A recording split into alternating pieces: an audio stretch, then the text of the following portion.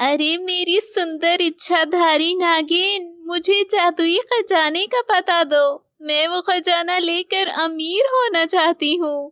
अरे ओ आलसी चुड़ैल, मैं आज खजाने का पता नहीं दे सकती।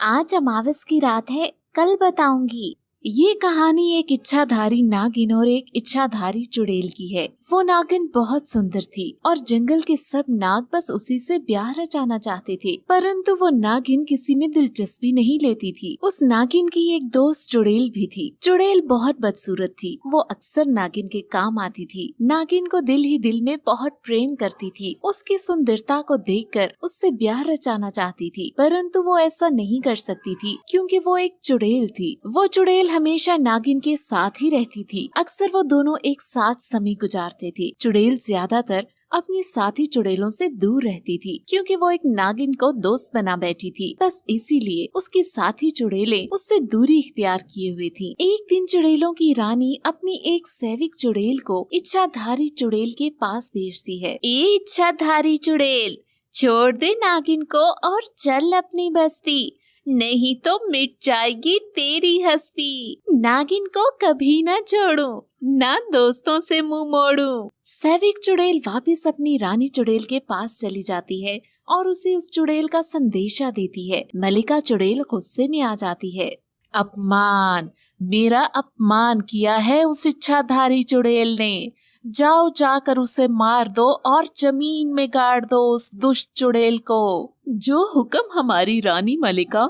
फिर दो चुड़ैलें रानी के हुक्म पर चुड़ैल को मारने के लिए निकल पड़ती हैं।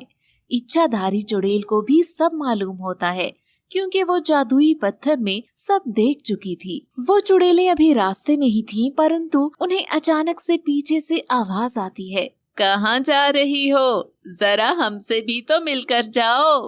वो दोनों चुड़ैलें फिर जैसे ही पीछे मुड़ती हैं, तो नागिन और इच्छाधारी चुड़ैल उनके पीछे ही थी। नागिन दोनों चुड़ैलों को डस लेती है और इस तरह वो चुड़ैल की मदद करती है और उस चुड़ैल की जान बचा लेती है। फिर चुड़ैल उससे कहती है, मेरी दोस्त नागिन, बहुत धन्यवाद, तुमने मेरी बहुत मदद की है। ये मेरा फर्ज था। और फिर यूं ही कुछ दिन बीत जाते हैं।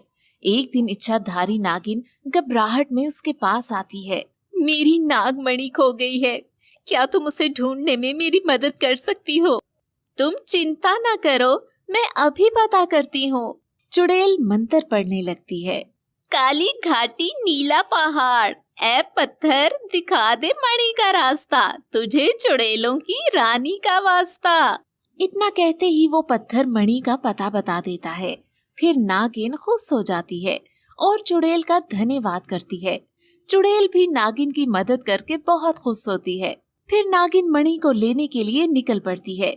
जैसे ही वो मणि के ठिकाने पर पहुंचती है, तो वो जल्दी से मणि को उठाने के लिए आगे बढ़ती है। तो एक इंसान आ जाता है और नागिन पर हमला करने के लिए आगे बढ़ता है, परंतु इतने में एक नाग उस इंसान को डस लेता है और नागिन को बचा लेता है। ए अजनबी नाग, मैं तुम्हारा धन्यवाद किस तरह करूं कि तुमने मुझे और मणि दोनों को बचा लिया है।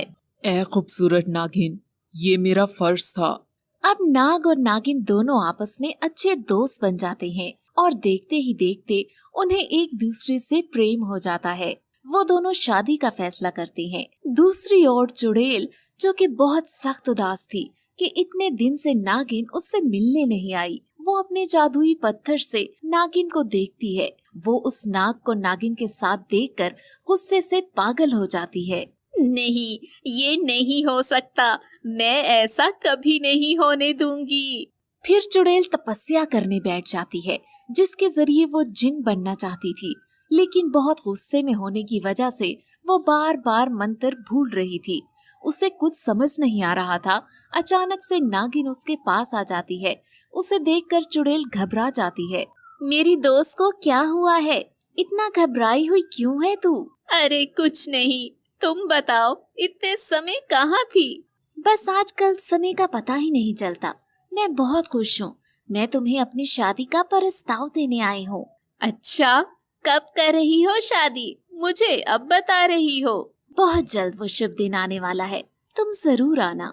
मैं जरूर आऊंगी। नागिन फिर वहाँ से चली जाती है। चुड़ैल के मन में एक योजना आती है। फिर रात के समय चुड़ैल नाग की गुफा में जाती है। नाग अपनी गुफा में सोया हुआ था। चुड़ैल उस पर वार कर देती है। वो उसे जान से मार देती है। अंधेरी रात होने के कारण वो खामोशी से वहां से भाग जाती है। अगली सुबह नागिन बहुत इंतजार करती है।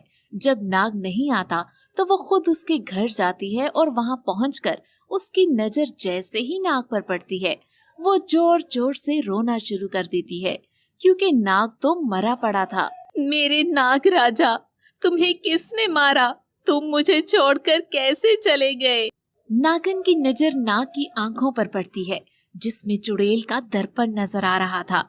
वो समझ जाती है कि उसे चुड़ैल ने मारा है।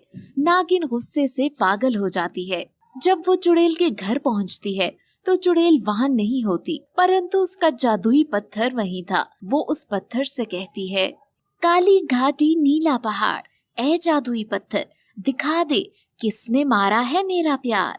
फिर जादुई पत्थर उसे सब दिखा देता है। इतने में चुड़ैल भी वहां आ जाती है और कहती है, तो तुम्हें सब पता चल गया कि मैं तुम्हें कितना चाहती हूँ? अपनी बकवास बंद करो। तुमने मुझसे मेरी जिंदगी और मेरा प्रेम छीन लिया है। मैं तुम्हें जिंदा नहीं छोड़ूंगी। अगर तुम मुझसे जुदा होती तो मैं वैसे भी मर जाती। मेरा तुम्हारे बिना है ही कौन? मरने के लिए तैयार हो जाओ। नागिन कुछ सुने और सोचे बिना चुड़ैल पर वार करती है। चुड़ैल खुद को बचाने की कोशिश करती है, लेकिन नागिन के वार से बच नहीं पाती और मर जाती है। मैं अपना बदला लेकर रहती